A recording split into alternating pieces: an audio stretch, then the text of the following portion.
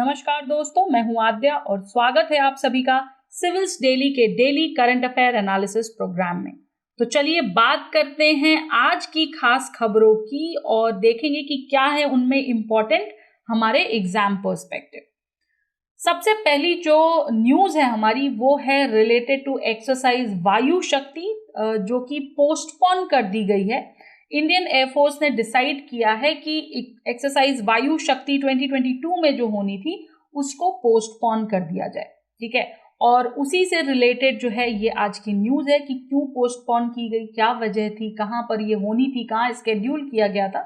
तो देखिए, इस एक्सरसाइज को होना था पोखरन रेंजेस में इन द राजस्थान में, और इसे जो है आगे के लिए पोस्टपोन कर दिया गया है।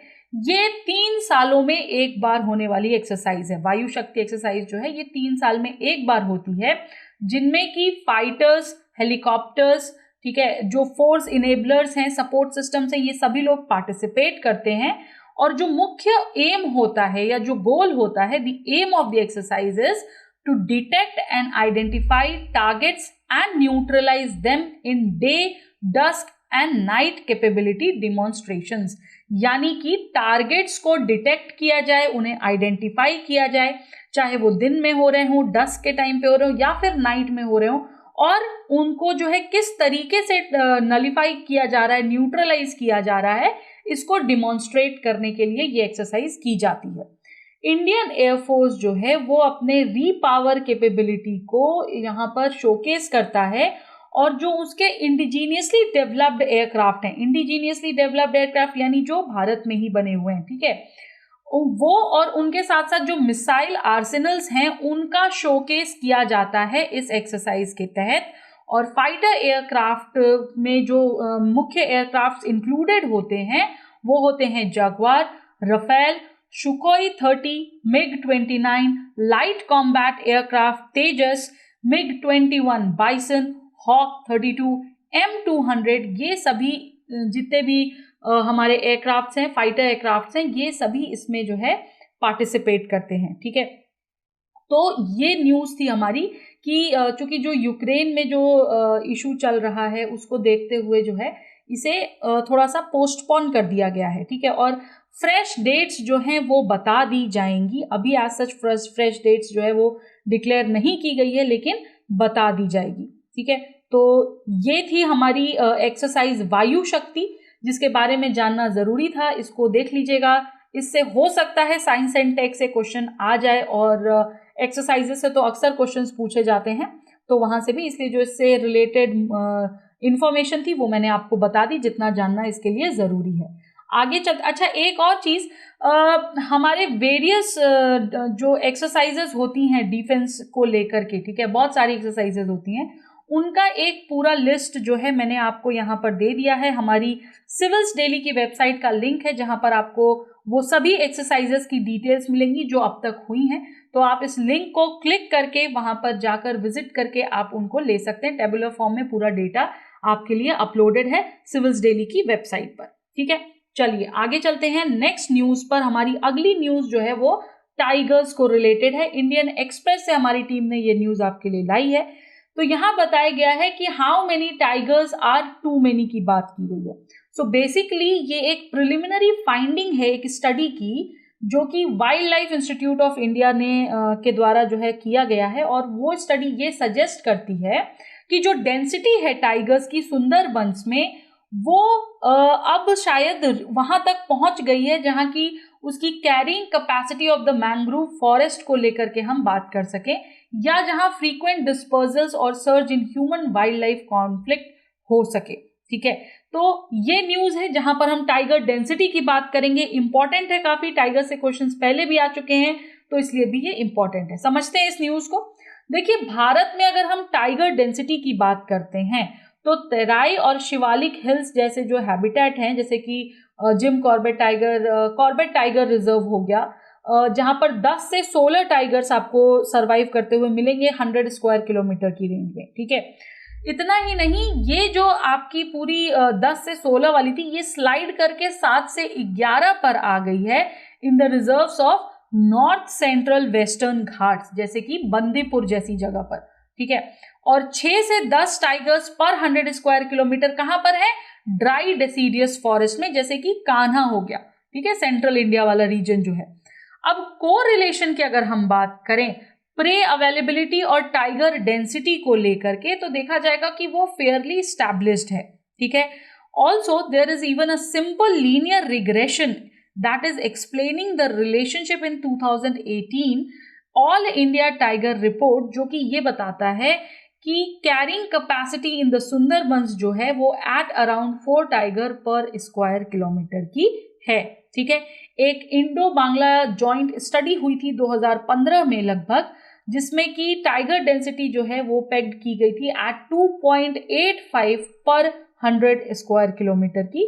और ये स्टडी लाई गई थी आपके सर्वे करने के बाद, 8 ब्लॉक्स का सर्वे किया गया था, जो कि स्प्रेड था लगभग 2913 स्क्वायर किलोमीटर के across the international borders in the Sundarbans, ठीक है। तो ये हमारा था, ये जो भी मैंने आपको समझाया ये पूरा सब कुछ जो है आपको इससे थोड़ी सी रिलेटेड जानकारी इस इमेज में मिल जाएगी, ठीक है, कि क्या बात की जा रही है, कहाँ पर बात की जा रही है, और कॉर्बेट काजीरंगा यहाँ पर कितनी कितनी डेंसिटी है, ये पूरा आपको यहाँ पर ग्राफ दिया हुआ है, ठीक है। तो सबसे ज्यादा डेंसिटी कहाँ है? सबसे ज्यादा कॉर्बेट में, उसके बाद काजीरंगा में है, ठीक है। सबसे कम कहाँ है ये भी देख लीजिएगा, ठीक है। तो ये पूरा आप एक बार ग्राफ ध्यान से पढ़ लीजिएगा, ओके। आगे चलते हैं। सो बेसिकली कॉन्फ्लिक्ट या कॉज ऑफ या इफेक्ट क्या होगा इसका, तो देखिए कॉन्सिक्वेंस की अगर हम बात करें तो क्लासिकल थ्योरीज जो हैं उनके अनुसार अगर चला जाए तो वो ये कहती हैं कि जो फ्रीक्वेंट डिस्पर्जल है टाइगर्स का, जिसकी वजह से higher levels of human wildlife conflict हो रहा है, ठीक है। इतना ही नहीं, जो फिजिकल स्पेस या बायोलॉजिकल फैक्टर्स जो हैं वो भी कहीं ना कहीं इन्फ्लुएंस कर रहे हैं रिजर्व्स की कैरिंग कैपेसिटी में जहां पर की टाइगर्स होते हैं, ठीक है।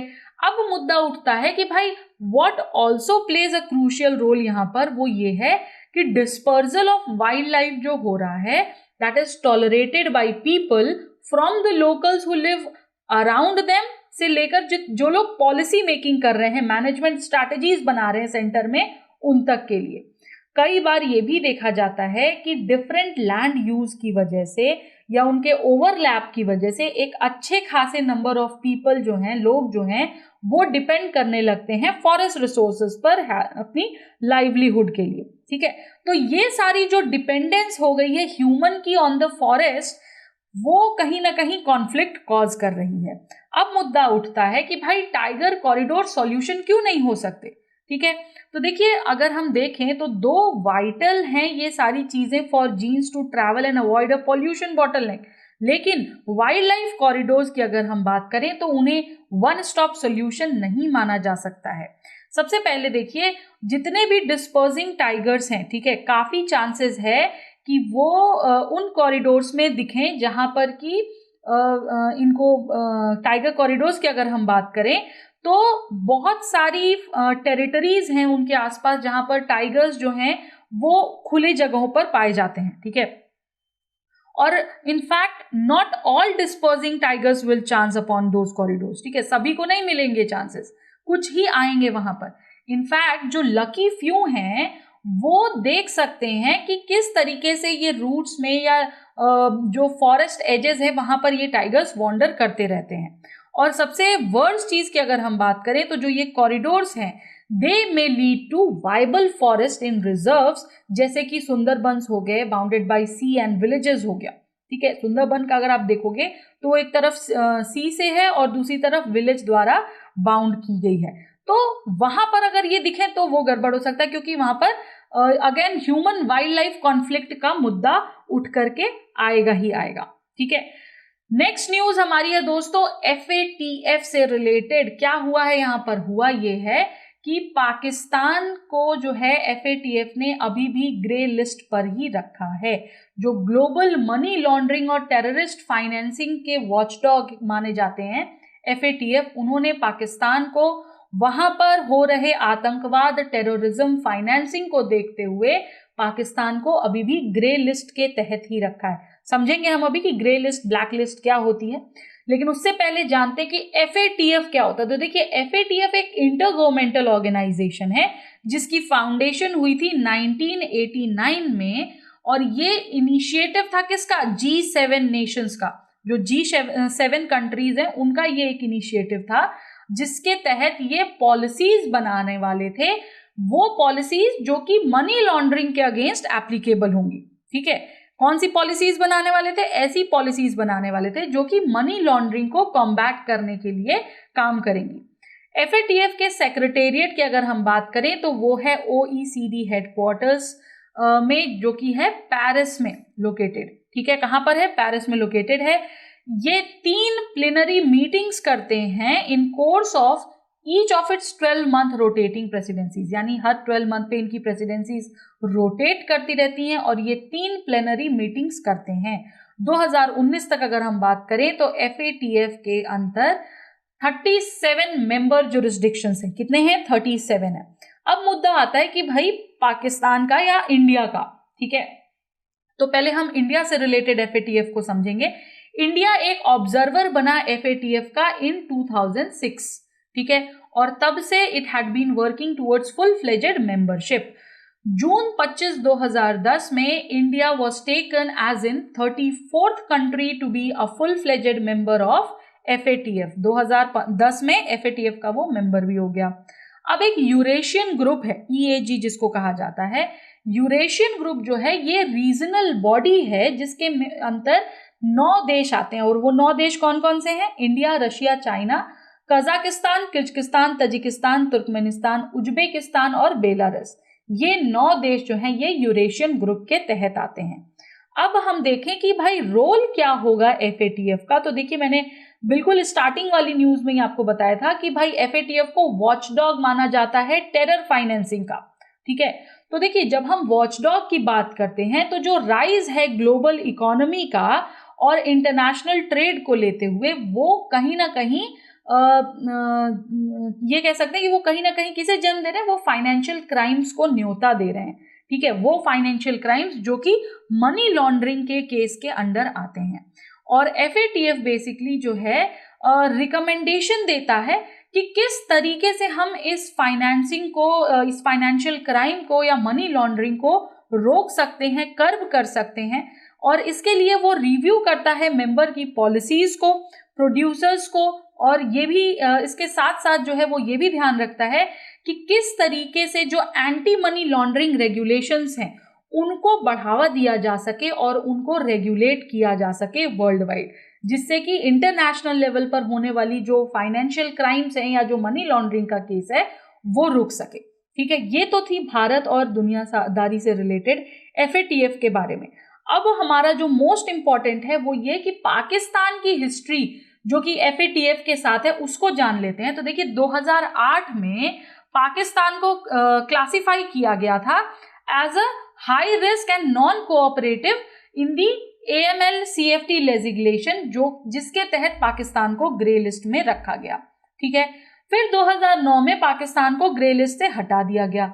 2012 में अगेन पाकिस्तान को क्लासिफाई किया गया एक हाई रिस्क और नॉन कोऑपरेटिव देश के तहत, और अगेन इसको ग्रे लिस्ट में रखा गया।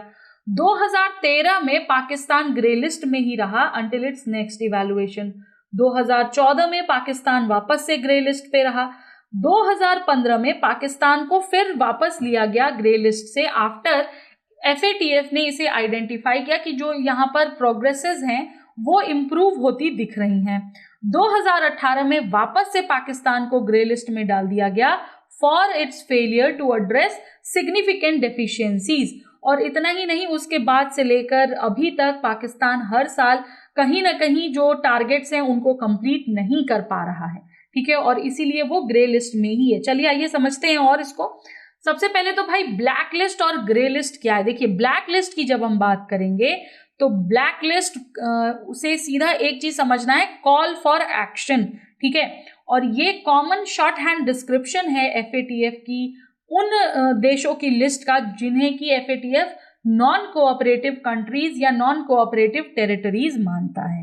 ठीक है, ग्रे लिस्ट में वो देश आते हैं जिन्हें FATF के तहत कंसीडर किया जाता है as safe haven for supporting terror funding, ठीक है, या मनी लॉन्ड्रिंग। और इसलिए इन्हें ग्रे लिस्ट में रखा जाता है। इसके तहत इंक्लूजन का मतलब ये है कि उस देश को वार्निंग दी गई है कि भाई आप ब्लैक लिस्ट में भी आ सकते हो। ठीक है, तो यहाँ मुद्दा उठेगा कि भाई कॉन्सिक्वेंसेस क्या होंगे ब्लैक लिस्ट में। चलो ठीक है, अगर आ भी जाएंगे तो क्या दिक्कत है, what will be the consequences. तो सबसे पहला जो यहाँ पर कॉन्सिक्वेंस होगा वो होगा इकोनॉमिक सैंक्शंस का, जो कि IMF, वर्ल्ड बैंक और ADB द्वारा लगाए दिए जाएंगे। ठीक है, दूसरा जो कॉन्सिक्वेंस होगा वो होगा लोन लेने में, it will result in problems in getting loans from IMF, world bank या ADB या और देशों से। ठीक है, तीसरा जो प्रॉब्लमेटिक होगा यहाँ पर वो होगा ट्रेड सैंक्शंस का, क्योंकि ट्रेड सैंक्शंस लगाए जाएंगे जिसके तहत जो इंटरनेशनल ट्रेड है वो कम हो जाएगा।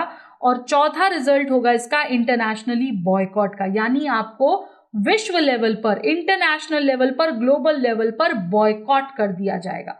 इसलिए बहुत जरूरी होता है ग्रे लिस्ट से निकलकर वापस ब्लैक लिस्ट में आना। अब समझेंगे पाकिस्तान का ग्रे लिस्ट का क्या चक्कर है।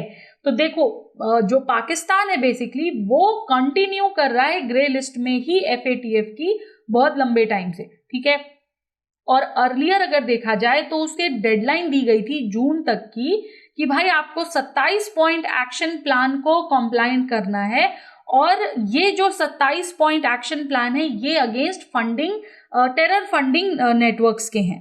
ठीक है, और इतना ही नहीं, इसके बाद भी FATF का जो स्कैनर था जो कि जून 2018 से लगा हुआ था, ठीक है, इसे वापस ग्रे लिस्ट में डाल दिया गया पाकिस्तान को उस स्कैनर के तहत, जबकि यहाँ पर वापस से टेरर फाइनेंसिंग और मनी लॉन्ड्रिंग का जैसे ही रिस्क देखा गया। FATF और उसके पार्टनर्स की अगर हम बात करें तो पार्टनर्स उसके जैसे कि एशिया पैसिफिक ग्रुप हो गया। ठीक है, ये लोग लगातार रिव्यू कर रहे हैं पाकिस्तान के प्रोसेसिंग सिस्टम को, उनकी वीकनेसेस क्या है, उनके बेसिस क्या है, स्टैंडर्ड मैट्रिक्स क्या है अगेंस्ट एंटी मनी लॉन्ड्रिंग।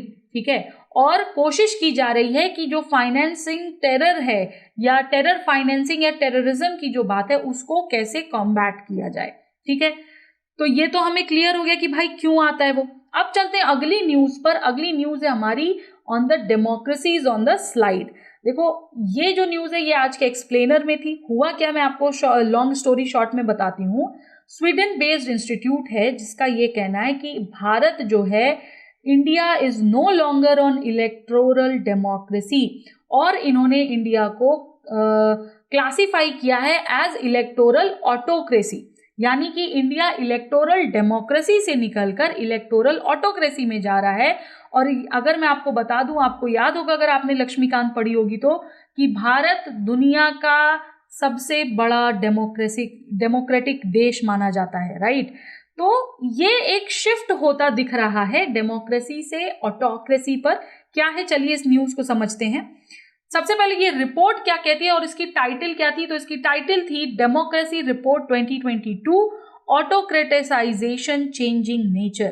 ठीक है, जहां पर ये बताया जा रहा है कि more than twice as many countries are undergoing autocratisation, और इन्हें विटनेस किया जा रहा है। मतलब पहले इन्हें डेमोक्रेटिक देशों में रखा जाता था, लेकिन अब ये डेमोक्रेसी से ऑटोक्रेसी में जा रहे हैं। कॉन्सेप्चुअल स्कीम की अगर हम बात करें तो कॉन्सेप्चुअल स्कीम इनका जो अकाउंट देखती है वो नॉट ओनली इलेक्टोरल डायमेंशंस को लेकर होता है, जबकि इसके साथ साथ एक लिबरल प्रिंसिपल की भी जरूरत होती है जो कि डेमोक्रेसी को प्रोटेक्ट करेगा इंडिविजुअल एंड माइनॉरिटी राइट्स को ध्यान में रखते हुए। जो वी डेम रिपोर्ट है हमारी, वो क्लासिफाई करती है देशों को 4 रिजिम्स के अंदर जो कि बेस्ड हैं लिबरल डेमोक्रेटिक इंडेंस पे। कौन कौन सी डेमोक्रेसीज आती हैं? लिबरल डेमोक्रेसी, इलेक्टोरल ऑटोक्रेसी और क्लोज्ड ऑटोक्रेसी। ठीक है, तो अब इस रिपोर्ट के तहत देशों को इन चारों में बांटा गया है। रिपोर्ट की मेथडोलॉजी क्या है, तो देखिए जो की फीचर्स हैं डेमोक्रेसी के, जैसे कि जुडिशियल इंडिपेंडेंस हो गए। ठीक है, लेकिन जुडिशियल इंडिपेंडेंस को डायरेक्टली मेजर नहीं किया जा सकता है। ठीक है, तो इसलिए उसे देखा जाता है on the basis of subjective judgements. ठीक है, देन जो जजमेंट्स होते हैं उनसे एक एग्रीगेट निकाला जाता है बाय द एक्सपर्ट जजमेंट्स कि भाई क्या होगा, इसको कैसे यूज करना है। इसके अलावा जो आपकी मेथडोलॉजी है वो गैदर करती है बहुत सारे डेटा को, ओवर 3700 एक्सपर्ट्स वर्ल्ड वाइड, जो कि प्रोवाइड करते हैं judgements on different concepts and cases. इसी के साथ साथ ये लिवरेज भी करते हैं डाइवर्स ओपिनियंस को, और वीडेम का जो मेजरमेंट मॉडल एल्गोरिदम है उसको भी ध्यान में रखते हैं। ठीक है, और इसको समझेंगे थोड़ा सा डिटेल में। आते हैं एलडीआई पर कि भाई ये लिबरल डेमोक्रेटिक इंडेक्स क्या है। तो देखो, जो एलडीआई है ये कैप्चर करता है liberal as well as electoral aspect को किसी भी डेमोक्रेसी के, और ये बेस करते हैं ऑन दी 71 इंडिकेटर्स जो कि बनाते हैं हमारा लिबरल इलेक्टोरल कॉन्सेप्ट पूरा का पूरा। ठीक है, लिबरल कंपोनेंट इंडेक्स की बात करें तो ये मेजर करता है वो एस्पेक्ट जिसमें कि प्रोटेक्शन ऑफ इंडिविजुअल लिबर्टीज होती है, लेजिस्लेटिव कंस्ट्रेंट्स होता है एग्जीक्यूटिव के ऊपर।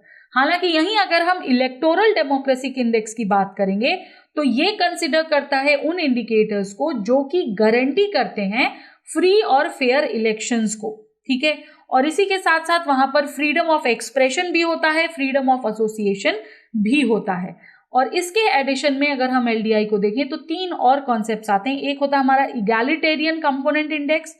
ठीक है, ये बताता है कि to what extent different social groups are equal, egalitarian बात करता है। देन दूसरा आता है हमारा participatory component index.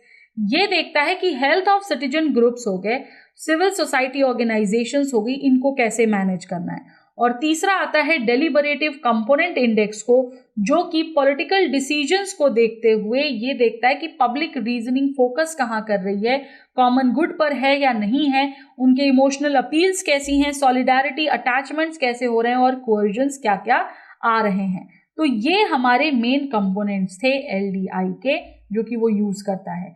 Highlights of the report के बारे में अगर हम बात करें तो ये रिपोर्ट हमें ये बताती है कि जो डेमोक्रेटिक गेन्स है कोल्ड वॉर पीरियड के बाद का, पोस्ट कोल्ड वॉर पीरियड में, वो इरोड कर रहा है बहुत ही तेजी से, rapidly in the last few years. और ऑटोक्रेटाइजेशन जो है ये बहुत ही ज्यादा स्पीड के साथ बढ़ रहा है, with a record of 33 countries autocratising. ठीक है, लगभग 33 देश आ चुके हैं ऑटोक्रेटिसाइजिंग के तहत। जो लेवल है डेमोक्रेसी का वो इंजॉय किया जा रहा है बाय एवरेज ग्लोबल सिटीजन इन 2021, और इसे डाउन किया गया है टिल 1989 के लेवल्स तक। स्वीडन ने जब टॉप किया था एलडीआई इंडेक्स, वहीं दूसरे स्कैंडिनेवियन देश जो हैं जैसे कि डेनमार्क हो गया, नॉर्वे हो गया, कोस्टा रिका हो गया, न्यूजीलैंड हो गया, ये लोग मेकअप करते हैं the top 5 in the liberal democracy rankings. ठीक है, तो ये है हमारे टॉप 5 देश, इनको याद रखना है, हमें पूछ सकता है एग्जाम में, या इनको अरेंज करने के लिए भी बोल सकता है। अब मुद्दा उठता है कि भाई ये रिपोर्ट इंडिया के बारे में क्या कहती है। तो देखिए, इस रिपोर्ट के अनुसार अगर देखा जाए तो Bharat one of the top 10 ऑटोक्रेटिसाइजर्स बन चुका है वर्ल्ड में। ठीक है, ये रिपोर्ट जो है इंडिया को क्लासिफाई करती है एज एन ऑटोक्रेसी, जो कि आती है हमारी इलेक्टोरल ऑटोक्रेसी के तहत, डेमोक्रेसी के बजाय। ठीक है, और जो रैंकिंग है इसकी ये है 93rd on the liberal democracy index out of 179 countries. इस रिपोर्ट में ये भी नोट किया गया कि इंडिया जो है वो पार्ट है ब्रॉडर ग्लोबल ट्रेंड का, जो कि एंटी प्लूरल पॉलिटिकल पार्टी को देखता है और ड्राइव करता है कंट्रीज ऑटोक्रेटाइजेशन। 93rd पर इसकी रैंक है, और इंडिया के जो फिगर्स हैं वो बॉटम 50% ऑफ द कंट्रीज में आते हैं। इतना ही नहीं, भारत स्लिप डाउन भी कर गया है in the electoral democracy index to 100 and even lower in the deliberative component index at 102। तो देखिए जो पैरामीटर्स हैं उस हिसाब से तो गड़बड़ आ रहे हैं।